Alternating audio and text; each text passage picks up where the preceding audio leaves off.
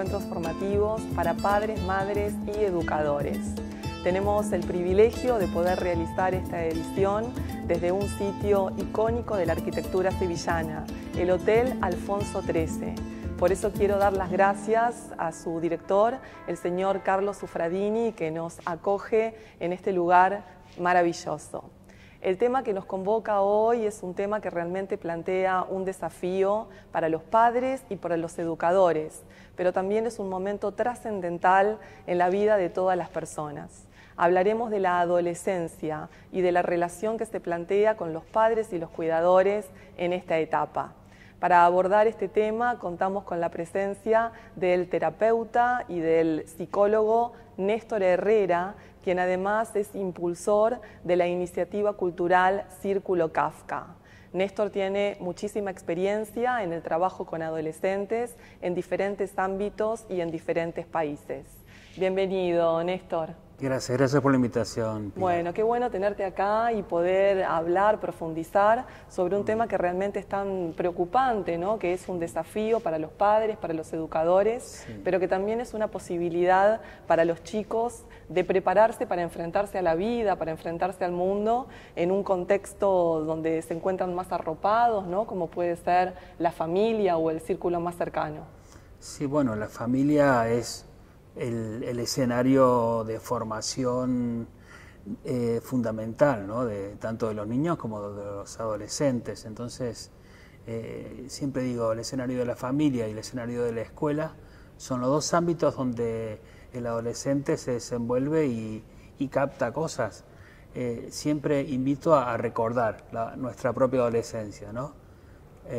Por ejemplo, el recuerdo de la carta de Camus a su maestro, ¿no? Cuando le dieron el Nobel, ¿no? Después que pasó una semana le escribió que si no hubiera sido por él no hubiera realizado lo que realizó. Entonces, esos escenarios, esos encuentros fortuitos tan importantes y significativos se dan en el colegio también, muy importante ese escenario, y en la familia. Por eso es lo revolucionario, como leí en algún lugar, es escuchar e interesarse por el otro, aprender, porque generalmente la pregunta es ¿cómo intervenimos? Claro. Y yo digo, bueno, primero escuchemos, ¿no? Y aprendemos también de nuestros hijos. Totalmente. Y de los menores que tenemos a cargo. Totalmente, claro. Todo el tiempo, ¿no? Constantemente.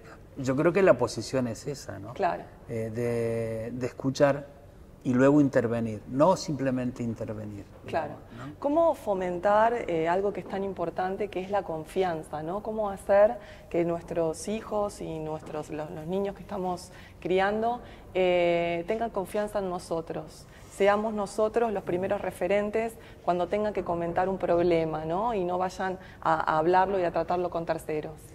Bueno, yo siempre... Bueno, la adolescencia es un periodo muy particular, ¿no? De la vida, ¿no? Es un periodo es una mezcla de meterse dentro y salir afuera como a trompezones, digamos. Es un periodo donde es como si no se gobernaran las fuerzas, ¿no? De pronto hay adolescentes que se encierran en sí mismos, ¿no? Incluso generando situaciones de mucho aislamiento. Otros que están completamente fuera, son incontrolables, ¿no? Es decir, que hay todo tipo de adolescentes, pero sí que es un periodo que a los adultos nos deja un poco descolocados, ¿no? Por eso es importante encontrar las formas, que yo siempre digo a través de trucos, para establecer un contacto con los adolescentes. Y bueno, en términos generales, digamos, en el contacto con los otros, generalmente la gente busca el camino más corto, la pregunta más rápida. ¿Qué te pasa? Cuéntame qué te pasa y lo hablamos. Y a veces la pregunta ¿qué te pasa? Es una pregunta que no lleva a ningún lado. A lo mejor es demasiado brusca, ¿no? Habría que encontrar otros... Sí, yo creo que en lo humano tiene que ser todo indirecto. No puede haber cosas demasiado directas, haz esto. Sino, bueno, ¿tú qué piensas?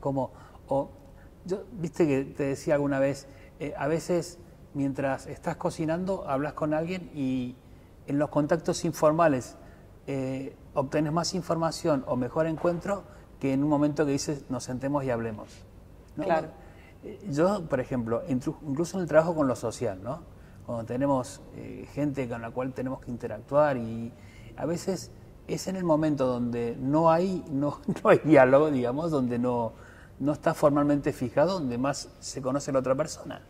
O sea que tú piensas que es necesario utilizar, digamos, estos recursos Sí. para intentar fomentar Sí. esa confianza. Sí, tiene que ser así como desprevenido. Desprevenido. Porque si tú le dices a tu adolescente, a tu hijo, ¿no? A tu hija, tenemos que hablar, malo, ¿no? Se va a escapar siempre, ¿no? Claro. ¿No? Yo ponía el ejemplo de la película esta 1985, donde el padre le dice a la hija, ¿almorzamos juntos? Y la hija le dice, no puedo. Dice, yo no te dije cuándo. Claro. Así que, Claro, porque claro. ya se estaba escapando, ¿no? Entonces, yo creo que hay que usar mucho un poco esa sensibilidad, esa forma indirecta de comunicarse, encontrar el diálogo en los momentos donde en teoría no habría diálogo, digamos, ¿no? Claro. En los momentos informales. Yo creo que ahí está el secreto. Es el punto. Bueno, durante todo el recorrido de la adolescencia que se extiende, tú me dirás las edades, ¿no? Pero va fluctuando un poco Sí, sí. De acuerdo a las sociedades, Está- ¿no? Pero por lo general hasta los 21 años incluso Un han poco llegado más. a decir, Sí, incluso sí. más. Tenemos distintos momentos, ¿no? Hay un momento, por ejemplo, no sé, tú me corregirás, cuando los chicos tienen 13, 14, 15 años, que es como el momento del encierro, ¿no? Sí. El momento de que estoy en la habitación, ahora tan mediatizados por la digitalización, las tablets, los teléfonos, Sí. y qué difícil establecer una comunicación con los padres en ese momento. ¿Qué tenemos que hacer cuando estamos preocupados porque los chicos están encerrados en su habitación y no quieren interactuar incluso con sus pares? No quieren salir con los amigos, están encerrados, literalmente. ¿Qué hacemos? ¿Cómo hacemos para conectar? Bueno, lo primero que intentaría sería promover actividad fuera, digamos, ¿no? Claro. Por ejemplo, yo sé que hay actividades de los colegios en horario extraescolar y bueno, creo que es una buena forma de que los chicos encuentren algún grupo de pertenencia que no sea el aula. ¿Pero digamos, qué hacemos? ¿no? ¿Los obligamos? Bueno, no, obligar nunca es una buena medida, ¿sabes? Es decir, Claro. tiene que ser una cosa, es como promoverlo en el sentido de sugerir cosas constantemente y tratar de bueno, sacar adelante a ese chico de ese encierro. Pero si el encierro continúa, yo creo que hay que hacer una consulta, digamos, ¿no? De a ver qué sucede allí, ¿no? Claro. Porque lo común es que entre los 14 y los 15 haya una explosión, ¿no? Es decir, el chico quiera salir y volver a cualquier hora, ¿no? Es decir, pero se dan estos casos, ¿no? de niños que se quedan básicamente encerrados y sí que me parece preocupante porque la vida está afuera, en verdad, Claro, no está claro. en una habitación. Lo que pasa es que es cierto que el tema de las pantallas ha revolucionado todo. Tenemos en un móvil o en una tablet el mundo, ¿no? Claro. Puede servir para estudiar, para estar comunicado, para estar aislado. Después están los peligros de, por ejemplo, yo qué sé, la pornografía, por ejemplo, que es una sexualidad irreal, digamos, que no constituye ningún ejemplo de nada absolutamente. Son gente fingiendo placer. ¿No? Y donde hay comportamientos violentos. Ahí está, y hay de todo allí, Claro. digamos, ¿no? Hay violencia, hay comercio, hay de todo. Entonces, hay que tener cuidado con eso, digamos. Yo creo que el tema de las pantallas hay que regularlo, digamos, ¿no? Los padres tienen que tener acceso, incluso si tienen que ser aconsejados por un informativo, que lo sean. Qué cosas se podrá ver, qué cosas, Claro. en fin, tener un control de eso, ¿no? Otro punto que preocupa mucho a los padres es el tema de los límites. ¿Cómo podemos límites? ¿Tenemos que llegar a la adolescencia habiendo puesto ya los límites Claro. o nunca es tarde? ¿Nos tenemos que preparar para la adolescencia o podemos seguir poniendo límites cuando tienen 15, 16 años? Bueno, es una pregunta muy, muy importante. Yo soy de la idea de que cuando no pones límites en la infancia, yo lo equivalgo al maltrato, ¿sabes? Es decir, no poner límites es casi un maltrato, porque se necesitan esos límites, ese marco, digamos, ¿no? Como fundamental para el sujeto, para la persona, para el niño.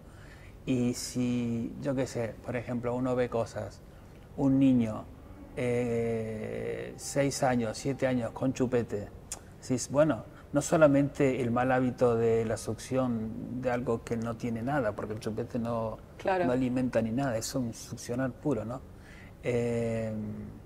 Deforma también la cavidad bucal, Claro.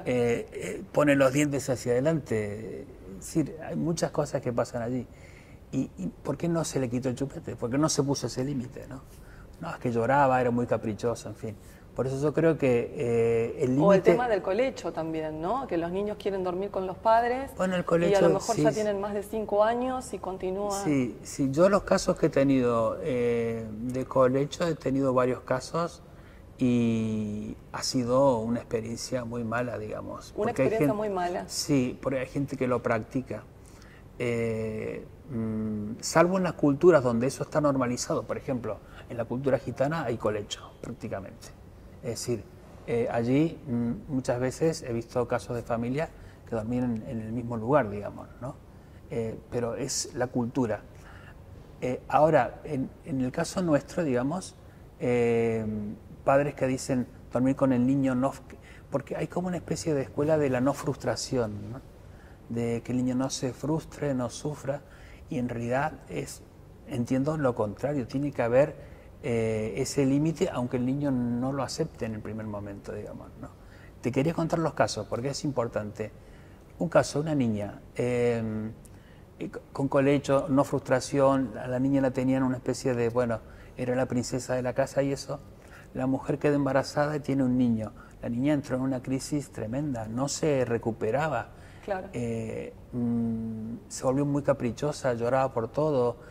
Incluso casi vi un poco de angustia en esa niña, porque la angustia no es un fenómeno infantil, ¿sabes?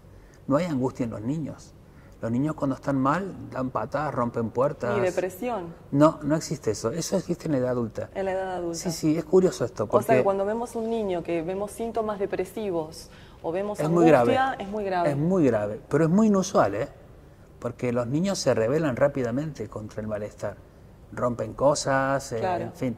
No, el adulto no puede hacerlo, digamos. Claro. ¿No? Es como o sea que es más normal ver a un niño rompiendo todo que encontrar a un niño en un, digamos, en una actitud que tenga que ver con rasgos depresivos. Sí, sí, no, claro, no, sí, eso no, es muy inusual, muy inusual. Se pueden dar casos, ¿no? Pero el niño reacciona, digamos, tiene como un impulso a la salud, digamos, entre comillas, para no ser tan extremos, un impulso a la salud, digamos, que el adulto un poco ha perdido. Bueno, volviendo entonces al tema de los límites, aunque si no los pusimos en la infancia, ¿somos capaces de ponerlos en la adolescencia? Mucho más complejo, ¿no? Es más difícil, es más difícil. Si ha habido poco límite en la infancia, en la primera infancia, en la adolescencia va a ser también complicado. No obstante, hay que hacerlo, digamos, claro. ¿no? Hay que hacerlo.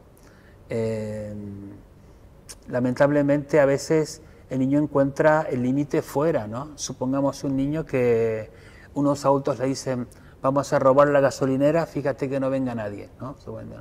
Es cómplice de un robo y tiene 16 años. Va a encontrar el límite, digamos, en lo jurídico, ¿no? Claro. En la ley, ¿no? Y esto de dejar que el límite lo ponga el otro, por ejemplo, lo ponga el colegio, la institución educativa, desaprobándole un examen, yo como madre no me meto, es responsabilidad del niño estudiar o no. Bueno. No pongo yo el límite, no quedo como la mala de la película, ¿no? Que lo ponga el profesor. No, el profesor, digamos, tiene una influencia muy limitada. Claro. Decir, el niño está muy pocas horas allí. La familia es el centro de la cuestión. Claro. Por eso es muy importante. Lo que pasa, hay una cuestión también sociológica, ¿no? Y es, supongamos, una familia, 2 universitarios que se han formado, que han ido a cursos sobre adolescencia, sobre niños, lo que sea, tienen una formación, un trato, dan un tipo de educación. A veces 2 padres de condición obrera no tienen eso, entonces ¿cómo hacen? Es diferente y confían más en la escuela, ¿no? Claro. Entonces yo revalorizaría los valores de la familia. De la familia. Y los valores clásicos. Por ejemplo, a veces está esta cuestión, bueno, ¿qué valores? Me acuerdo de una expresión, una reflexión de Bertolt Brecht, ¿no?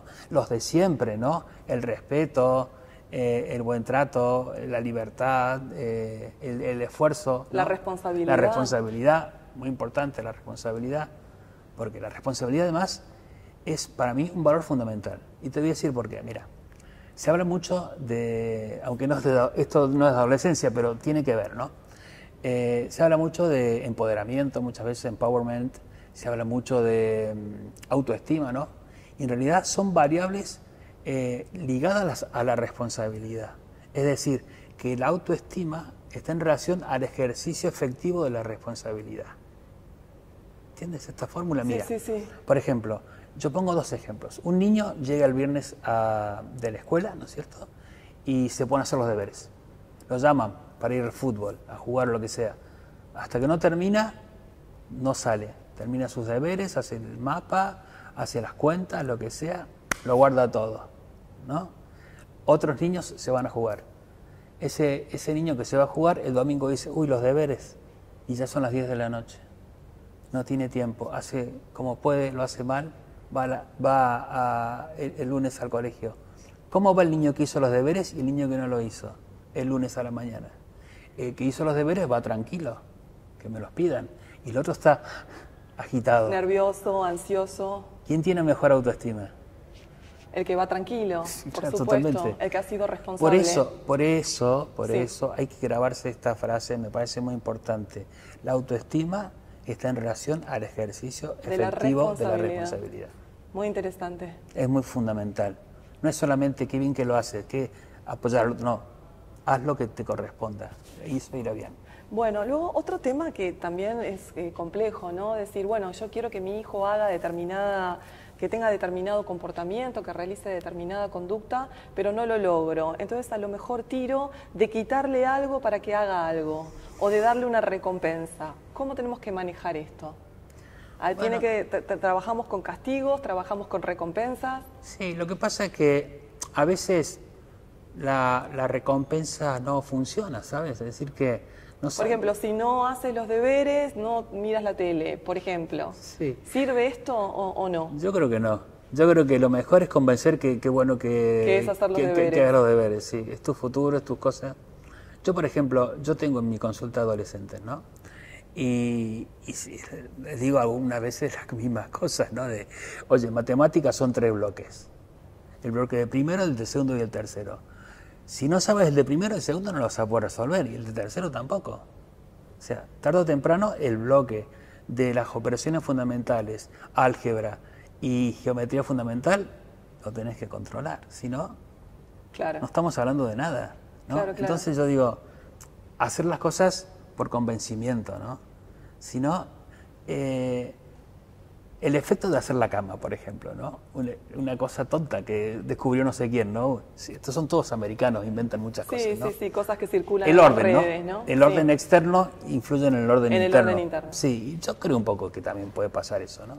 Entonces, creo que más convencer y promover que castigar, porque a veces castigar no funciona. Premiar... O funciona muy a corto plazo, ¿no? O no, ni siquiera funciona. Digamos, la teoría de, yo qué sé, por ejemplo, un ejemplo feo, ¿no? Pero la tortura saca la verdad del torturado. Del torturado, ¿no? Sí. A veces no sucede eso. Claro. No dice nada. O muere en la tortura, por ejemplo, Claro, que es peor claro. aún. Es decir, que no es una tesis que me parece que funcione. No siempre, digamos, ¿no? Es el convencimiento, ¿no? Yo creo que eso genera como una especie de conducta más arraigada, ¿no? Claro. Si tú lo haces convencida, más que por el castigo que te van a dar, es mejor. Es más sano también, ¿eh? Claro. Otro tema también bastante peliagudo, si se quiere, es cómo hacemos para tener hijos independientes, hijos que sean autosuficientes, ¿no? ¿Por qué es tan importante no darles todo? No ocuparnos, por ejemplo, esto que no se malinterprete, ¿no? Pero que el niño tiene que saber entrar y salir de sus emociones. No tengo que estar todo el tiempo preocupándome qué está haciendo, qué no está haciendo, si se va a aburrir, si no se va a aburrir, si le hice la cena, si no le hice la cena. Dejarlo un poco, ¿no? Que se autogestione, ¿no? Para hacerse más independiente, ¿no? Si le damos todo, en realidad lo estamos privando también de la posibilidad de ser independiente y autosuficiente. No, si estás constantemente resolviéndole todo, no vas a saber hacer nada. Claro. Eso funciona así. Mira, te voy a poner un ejemplo que vi. Te lo digo, perdóname, Sí. Néstor, te lo digo esto porque veo muchos padres y madres también que muchas veces se sienten en culpa porque están estresados con las 1000 cosas que tenemos en la vida diaria y no pueden llegar a todo, ¿no? Entonces, estresados, tengo que hacer la cena, tengo que... ¿Sabes? Tengo que, todo el tiempo, tengo que llevarlo aquí, llevarlo allá, hacerle esto, que si se va a aburrir, que plantear excursiones o actividades para el fin de semana. Sí, mira, yo por ejemplo, en las familias que a veces suelo atender, siempre intento, digamos, para mí la autonomía es un valor muy importante, ¿no? Porque la autonomía, pues fíjate, ponete a pensar, ¿no? Cuando somos pequeños, ¿no? La autonomía, ¿cuándo arranca básicamente? Con el control de esfínteres, ¿no? Porque antes de eso te tienen que estar cambiando, etcétera, etcétera. Pero ya cuando el niño sabe pedir pipí y sabe pedir popó, por decirlo de alguna forma, es más autónomo, ¿no? Puede ir a la casa de alguien, ¿no? Porque si está con pañales, no puede llevar un niño con pañales a alguien y decirle, se queda contigo, tiene que cambiarlo, ¿no? Entonces la autonomía arranca un poco por ahí, ¿no? Es muy importante esto. Y esto arranca allí, pero continúa hasta la adolescencia y más, digamos, ¿no? A mí me gusta la expresión estar al mando, ¿no? Es decir, que a veces un hijo que de 14 o 15 años tiene hermanos más pequeños y los padres salen y queda al mando, ¿no? Puede quedar al mando, ¿no? Y va a ver una película, los padres salen y vuelven. Me parece importante esas autonomías, ¿no? Que no sea todo la carga sobre los padres, ¿no? Lo que pasa es que aquí tenemos que introducir un término, ¿no? Que vamos a llamarle neurosis, ¿no? Que yo también digo, bueno, ahora se usa mucho el término tóxico, ¿no? Sí. Vamos a suponer, para entendernos, que lo tóxico y lo neurótico son sinónimos, solo para conversar un poco, ¿no? Tóxico y neurótico es lo mismo, ¿no? Entonces, ¿qué es tóxico? Tóxico es no permitir que el niño se desarrolle, evolucione, etcétera. Pero muchas veces tenemos los padres, esa intención de sobreproteger, de que no le pase esto. No permitir que se aburra, por ejemplo. Claro, estar muy encima, muy preocupados, demasiado ocupados en eso, cuando a veces tenemos que darle alas para que... Soltar la cuerda. Soltar un poco la cuerda, ¿no? Pero es flexible, ¿sabes? Es un ida y venida, a veces tenés que ajustar, a veces tenés que soltar. Claro. No estar... Si soltás todo el tiempo, malo. Y si estás todo el tiempo ajustando, malo, ahorcás, ¿no? Claro. Entonces tiene que ser una cosa así de... Por eso tiene que haber mucha escucha, mucho diálogo. Hay que procurar eso, digamos, ¿no? Yo personalmente con mis hijos, por ejemplo, tengo una relación excelente, ¿no? Y desde que eran muy pequeños. Entonces, desde que eran muy pequeños, hablo con ellos como de igual a igual, ¿no? Y ahora lo sigo haciendo. Entonces, no obstante, en la adolescencia se me quemaron los libros. Sí, todo, ¿no? Se descontrola, sí, se te han quemado los libros, qué buena expresión. Claro, pero bueno, pero que hay que procurar eso, ¿no? A los padres yo les diría eso como consejo fundamental, ¿no? De que procuren establecer relaciones, aunque es difícil a veces, ¿no? Y todos los hijos son distintos también, porque el que tiene 2 o 3 sabe que el primero con el tercero no tiene nada que ver. Claro. Vamos a introducir otro tema que también es de muchísima actualidad y es cómo quedan parados, digamos, los adolescentes frente a la separación de los padres. Cuando los padres deciden separarse, cuando los chicos tienen a lo mejor 14, 15 años. Y bueno. ¿Cómo reacomodar todo esto, no? Eso depende de la separación, cómo se hace, digamos, ¿no? Porque hay separaciones, divorcios muy malos, muy agresivos, afectan mucho a los niños o a los adolescentes, muchísimo. Y hay separaciones suaves, ¿no? De mutuo acuerdo, que son las menos, que bueno, los chicos llevan mejor. No obstante eso, siempre en la vida tenés 2 o 3 años para resolver esas cosas, ¿no? Porque, por ejemplo, un caso, ¿no? Se separan los padres, la madre está un tiempo sola, hace pareja y el chico queda adolescente varón entre su padre y su madre y la pareja de la madre y la madre está un poco ahí en ese. ¿Cómo lo gestiona, no? Bueno, siempre yo veo cosas muy parecidas, ¿no? Por ejemplo, la pareja de la madre siempre dice, bueno, no es mi hijo, no me tengo que meter, ¿no? Claro. Y yo digo, bueno, no me tengo que meter. Hasta un cierto punto, porque si hay una convivencia... Hasta cierto punto, claro. Pero bueno, a veces la madre dice, oye, este es mi hijo. Claro. Difícil. Cuidado, no digas nada al nene, ¿no? Pero el chico solo, o muchas veces hace falta terapia, digamos. Claro. ¿No? Yo digo, la terapia facilita muchas cosas. Claro. Y la gente dice, no está loco para hacer terapia. No hay que estar loco para hacer terapia. No, absolutamente. ¿No? Entonces, yo creo que esas cosas facilitan y esas consultas me parecen muy importantes porque destraban los procesos esos que a veces se complican más.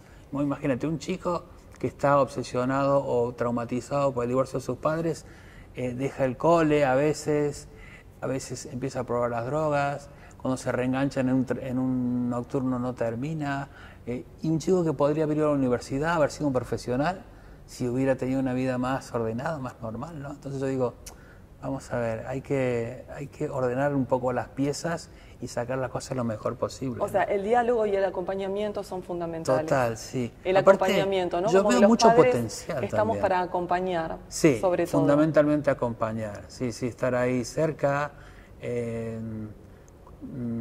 Usar palabras simples también, ¿no? Decir cuenta conmigo, aunque no venga a cuenta la frase. Y ¿no? la expresión del sentimiento, ¿no? De decirle te quiero, un abrazo. Sí, yo creo eso en la modalidad de cada uno. Hay gente que es muy dura, ¿no? Muy, por alguna razón, no sé.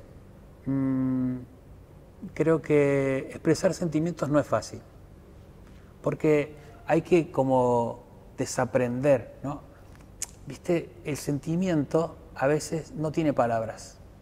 Es algo que está dentro de uno, dentro de tu corazón, pero no tenés que buscar las palabras. Claro. Y no es fácil. Es un trabajo, digamos, ¿no? Hay gente, por ejemplo, mi padre, por ejemplo, ¿no? Mi padre, no sé si me ha dicho que te quiero alguna vez, era con la comida, ¿sabes? Mi padre, la comida. Sí, es un recurso bastante utilizado. ¿No? La comida. Sí. Mi abuela también, la comida, sí, ¿no? Sí. Son gente... Entonces, a veces hay que saber decir los sentimientos y a veces hay que saber escucharlos. Claro. ¿No? En el otro, ¿no? Es decir, que uno quiere compartir una cosa y tiene que compartir otra, ¿no? Néstor, para ir finalizando ya en la última etapa de la adolescencia, que también es una etapa muy, muy compleja porque los chicos tienen que decidir prácticamente qué hacer con su vida, ¿no? En unos años, a lo mejor de todavía bastante inmadurez, Sí. tienen que decidir qué carrera van a elegir, cómo se van a proyectar en el futuro, y a veces los padres también estamos perdidos, ¿no? No sabemos un poco por dónde ir. ¿Qué podríamos hacer? ¿Qué nos podrías aconsejar? Bueno, mira, yo creo que los chicos tienen que hacer una búsqueda de lo que les gusta, que es una búsqueda como quien busca un libro o un juguete o lo que sea, es una búsqueda de objetos, digamos, ¿no? De conocimiento, por decirlo de alguna manera, ¿no? Y acercarse. Yo digo, si me interesa, por ejemplo, la criminología, bueno, mira esto. No me gusta tanto ya. Y vayan cambiando, no pasa nada, no hay que exigirles que se decidan ya, sino que inicien una búsqueda y encuentren lo que realmente les apasiona. ¿Pero cuándo tienen que comenzar esa búsqueda? Eso puede empezar a los 14 años, 12 años, 13 años, 15 años. O sea que no es desacertado a los 14 años ir preguntando qué te gustaría hacer. Claro. Yo, por ejemplo... Es como que estamos viviendo siempre un poco sobre el día a día, ¿no? Un poco al límite. Entonces nos parece que estas proyecciones a lo mejor no vienen al caso, ¿no? No, son cotidianas, digamos, ¿no? Es Claro. una búsqueda cotidiana. Como tú encontraste el periodismo, por ejemplo, ¿no? Lo habrás encontrado poco a poco, ¿no? Es decir, no es que un día se te cayó la idea, sino que fuiste dando pasos, hiciste una cosa, hiciste otra. Yo creo Bueno, que con eso... el acompañamiento de los profesores también. Lo que pasa es que ahora vemos que ya este acompañamiento realmente no se da tanto en los institutos. Bueno, siempre hay algunos profes con mucha vocación docente y otros Claro. que no la tienen, ¿no? Pero eso en todos lados, ¿no? Pero yo creo que ellos, en ese escenario, como te digo siempre, del contexto educativo, se pueden desarrollar y hablar con algún profe. Es bueno tener buena relación con los profes, me parece, con los maestros. Es bueno porque algunos te pueden indicar cosas y eso.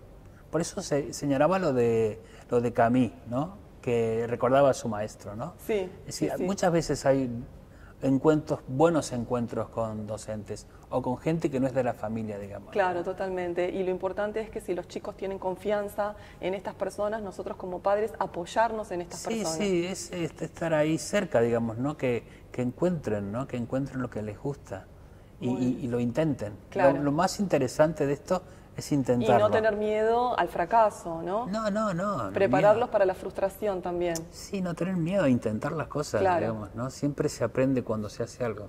Muy bien. Bueno, Néstor, te agradezco muchísimo gracias. realmente que hayas participado de estos encuentros formativos. Espero que hayan servido, que hayan resultado interesantes para todas las personas que nos siguen en el canal YouTube de la Fundación Grupo ASBI.